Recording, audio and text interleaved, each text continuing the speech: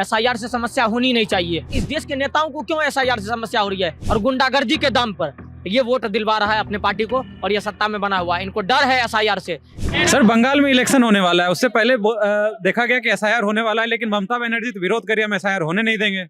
देखिए पत्रकार महोदय, आज अगर एसआईआर हो रही है और एसआईआर से इनको समस्या हो रही है, एसआईआर से समस्या होनी नहीं चाहिए। और एसआईआर से समस्या किसको होनी चाहिए? आम जनता को, जिनका वोटर आईडी से नाम कट रहा है। जब वोटर आईडी से जिनका नाम कट रहा है उनको समस्या ही नहीं हो रहा है, जो इस देश का मूलभूत नागरिक है वो इस देश में रह ही रहा है, उसका नाम ही नहीं कट रहा है, तो ममता इस देश के नेताओं को क्यों एसआईआर से समस्या हो रही है? इसको इसीलिए एसआईआर से समस्या हो रही है, इन्होंने जो बांग्लादेशी घुसपैठियों को रोक करके रखा है, उनका फर्जी वोटर आईडी बना करके रखा है, फिर उनको मुफ्त में राशन दे रहा है, उनको जमीन पर कब्जा करवा रहा है, लैंड जिहाद करवा रहा है उनसे, और उनसे वोटर और गुंडागर्दी के दम पर ये वोट दिलवा रहा है अपने पार्टी को और ये सत्ता में बना हुआ है। इनको डर है एसआईआर से।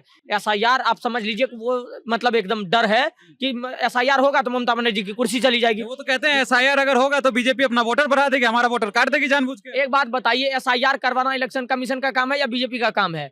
आप इलेक्शन कमीशन को बीजेपी से जोड़ के काम करते हैं। Election commission of India supreme court के बाहर भी काम करती है, ये आप बीजेपी को कहां से ला रहे हैं बीच में? Election commission, Gyanesh Kumar ji SIR का प्रोसेस कर रहे हैं, बीएलओ इन्वॉल्व है उसमें। क्या बीजेपी के विधायक इन्वॉल्व हैं? क्या विधायक एसआईआर कर रहा है या बीजेपी का सांसद कर रहा है या राष्ट्रीय टीम गया है वहां पर एसआईआर करने के लिए? एसआईआर बीएलओ कर रहे हैं, उसको स्टेट गवर्नमेंट वेरीफाई करती है, फिर सेंट्रल गवर्नमेंट उसको ये इलेक्शन कमीशन उस पर निर्धारित करता है। सारी चीजें एसडीओ डीएम सब इन्वॉल्व होते हैं इसमें। समस्या कहाँ आ रही है? समस्या इस बात की आ रही है कि जो अवैध लोग बैठे हुए हैं, जो इनके वोटर हैं, सो कॉल्ड वोटर, वो इनके वोटर गड़बड़ा ना जाए, इसीलिए इनको समस्या हो रही है, इसीलिए वो इन चीजों का विरोध कर रहे हैं। कहते हैं कि मोदी और इलेक्शन कमीशन दोनों मिले हुए हैं। हाँ, देखिए इस देश में अगर कुछ लोगों के विचारधारा को आप फॉलो करेंगे तो सबसे पहले सेनाओं पर सवाल, फिर इस देश के संविधान पर सवाल, इस देश के आरक्षण पे सवाल, फिर इस देश के लोकतंत्र पे सवाल, इस देश के ईडी सीबीआई पे सवाल, इस देश के सुप्रीम कोर्ट पे सवाल, अब इस देश के इलेक्शन के कमीशन पे सवाल।